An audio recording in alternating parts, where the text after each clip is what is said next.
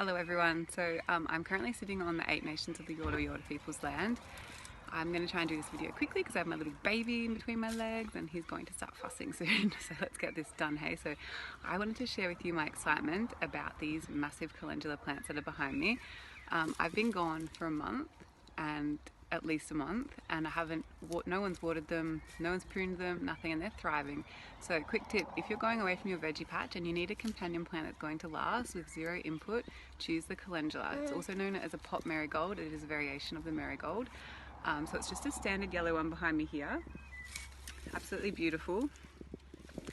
I'll be showing you a few photos of the marigolds that you can have.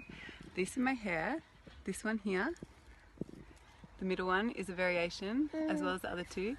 They are, I think they're called the Pacific Island variation. I'm going to put a little tag up to let you know the exact names, but it is a hybrid, so I think it's going to actually revert back when I replant the seeds.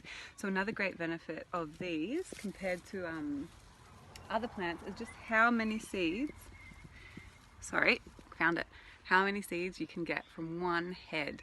Okay, so this is not quite ready, but when it goes a bit browner and they've dried out a bit more, you'll be able to collect so many plants. So if you take into consideration how big just 2 plants are, 1, 2, both sides of me, and then you think about how many plants and flowers you can get from this many seeds, you'll have a lifetime supply.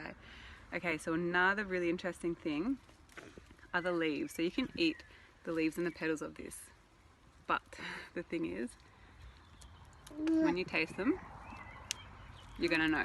Alright, so first flavor, flower. Second flavor, lettuce. Then bitter spinach. And then just pure bitterness. So if you're making a salad with these, go sparingly. Okay, with the petals, you can use these petals on top of cakes. They're beautiful. On top of cakes, in cups of tea. But a little wise word to the vegan, have a close look at how many bugs are inside here. So if I was you, I'd let it dry out first, then pop it in your boiling water. Okay, so if you would like to know anything more about calendulas, I'm going to do a bigger in-depth video later. But for now, while I have the space and time, this is it.